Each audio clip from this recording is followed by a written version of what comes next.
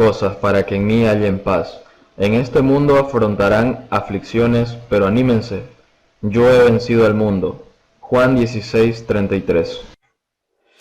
Maduro no se irá voluntariamente. El presidente del Parlamento venezolano y proclamado presidente de Venezuela, Juan Guaidó, habló con RCN Radio sobre las medidas tomadas por el gobierno noruego de Nicolás Maduro para sacarlo del poder y resolver la crisis. En este sentido, dijo que para llegar a la salida, se necesitaba la presión ciudadana y más movilizaciones, porque una dictadura no se irá voluntariamente. Solo las presiones nacionales e internacionales tendrían éxito. Para que Oslo, el Grupo de Contacto y el Grupo de Lima tengan éxito, debemos verlo de manera integral y debemos insistir en que la dictadura y su entorno terminen con la usurpación, pero mientras el dictador cierre los ojos será muy difícil, dijo. Y con respecto a estas tres iniciativas de resolución de crisis, Juan Guaidó no cree que estén rompiendo el régimen de Maduro como piensan algunas personas. La normalización de la crisis es lo que le da un descanso al régimen. Normalmente 20.000 niños menores de un año murieron de inanización entre 2017 y 2019. No se puede permitir que esto sea parte del paisaje de la crisis, dijo. Y cuando está claro que la salida de Maduro no es voluntaria, porque de lo contrario, respetaría la Constitución. Guaidó no respondió si la intervención extranjera sería su opción de poner fin al régimen.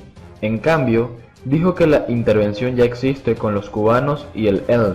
Juan Guaidó también habló sobre por qué Venezuela no puede terminar con el gobierno de Maduro. Para él, aunque la presión diplomática y el reconocimiento internacional para más de 50 países son importantes, él cree que es necesario alinear factores como el apoyo de todos los líderes militares, la liberación de los presos políticos y la liberación de los presos políticos. Hay más presión interna. Hay más de 100 presos políticos. Los líderes militares, aunque el 85% de las fuerzas armadas están a favor de un cambio, es necesario terminar de articular todo lo que murieron. Son 400 personas durante las manifestaciones, paramilitares y guerrilleros del ELN en la frontera. El secretario de Estado estadounidense Mike Pompeo dijo hace unas semanas que no entendía por qué la oposición no había llegado a un acuerdo. Guaidó le dijo a RCN que no había división en la oposición. En este momento estamos muy unidos y nunca estamos cerca de una causa que ha abarcado 50 países. Para el presidente del Parlamento, esta unión quedó demostrada en las calles, pero admite de nuevo que falta algo más: el fin de la usurpación. Un gobierno de transición y elecciones libres tiene el lema del presidente. Añadió que cuando cese la usurpación podremos acordar elecciones libres. Con respecto a su estatus legal como presidente interino, se proclamó el 23 de enero y dado que la Constitución le dio un plazo para la convocatoria de elecciones, Guaidó se limitó a afirmar que su posición era la de países. No hay Estado de Derecho, las instituciones son secuestradas, hay una dictadura, no puede haber dictadura para las elecciones, tiene que haber un acompañamiento. El derecho internacional, el derecho de los venezolanos a elegir y ser elegidos. Él enfatiza que más allá de mi situación legal me persiguieron, secuestraron a mi jefe de oficina, hay 15 diputados que fueron inmunizados, mi situación legal es la del país, es la dictadura, la represión. El presidente del Parlamento venezolano también habló sobre la reapertura parcial de la frontera con Colombia y el requisito impuesto por el gobierno de Maduro en un mapa fronterizo para los venezolanos y colombianos. La decisión de Maduro, como dijo cuando se anunció la noticia, fue tomada por la presión de los ciudadanos. Sin embargo, requerir una tarjeta no es viable. Hoy no pueden tener un pasaporte, pero hoy Maduro no gobierna, ni siquiera controla la moneda de Venezuela, no tiene poder adquisitivo, no tiene la capacidad para manejar estos elementos burocráticos. Los venezolanos de hoy no tienen pasaporte, solo obstáculos, y para los colombianos también, dijo. También confirmó que había alcanzado un acuerdo con Colombia para las 1.500 personas entre los soldados que dejaron sus armas y emigraron al menos 4 meses en el norte de Santander, y sus familias para regularizar su estado y dar una formación profesional civil que pueden regresar a Venezuela cuando Nicolás Maduro se vaya. Van 17 arrestados. En total 17 personas fueron arrestadas y acusadas en Venezuela del levantamiento fallido del 30 de abril contra Nicolás Maduro, dijo el martes el fiscal. Hay 34 personas que han sido investigadas, 17 de las cuales fueron arrestadas y acusadas de intento de golpe de Estado, dijo el fiscal general Tarek William Saab a los reporteros. Informar sobre las actividades de su oficina en la región es todo el año. Hasta el momento 15 diputados han sido liberados de la inmunidad por la Asamblea Constituyente Gobernante del país, luego de ser acusados de la rebelión liderada por el presidente interino Juan Guaidó.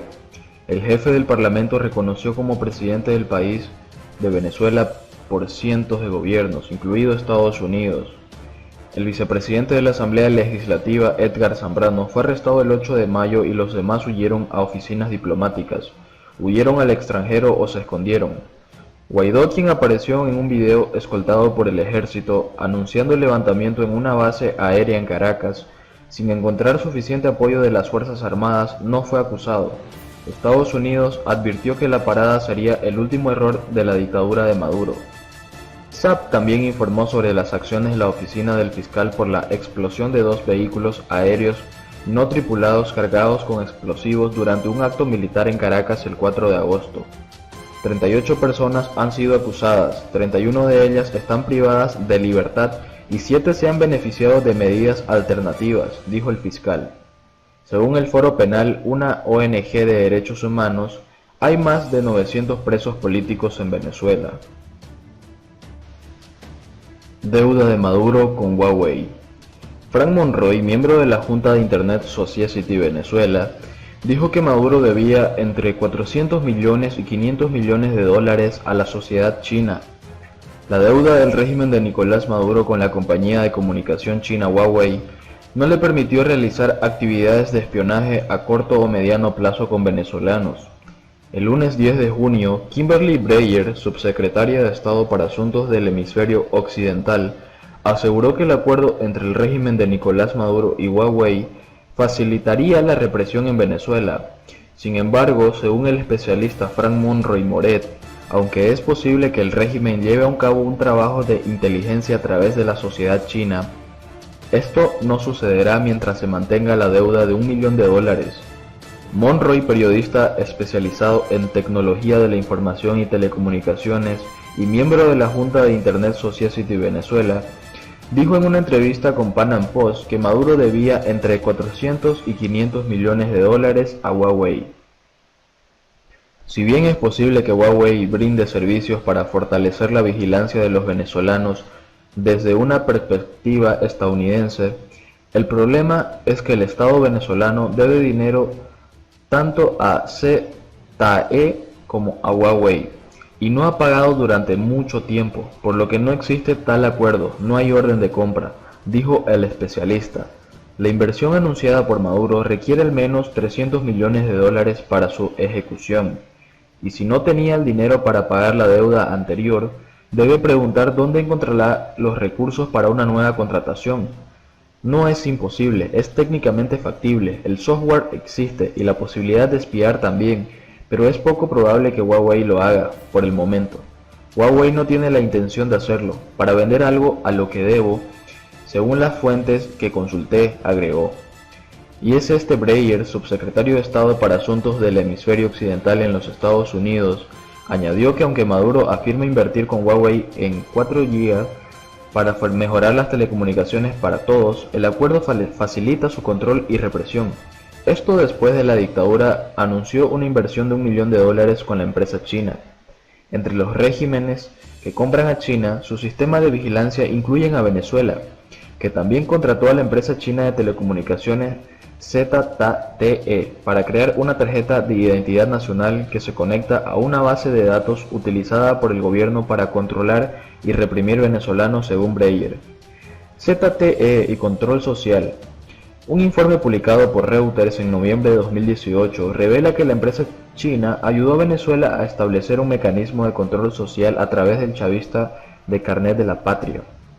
La tarjeta de identificación transmite datos de sus propietarios a servidores de computadoras y está vinculada a la entrega de alimentos subsidiados, salud y otros programas sociales gubernamentales y el papel de ZTE era desarrollar el programa. Según el régimen, fue un esfuerzo oficial de $70 millones para fortalecer la seguridad nacional. Sin embargo, como Monroy le dijo a Pan Am Post, el plan tiene una deuda de $1 millón con la compañía mencionada correspondiente a los servicios prestados.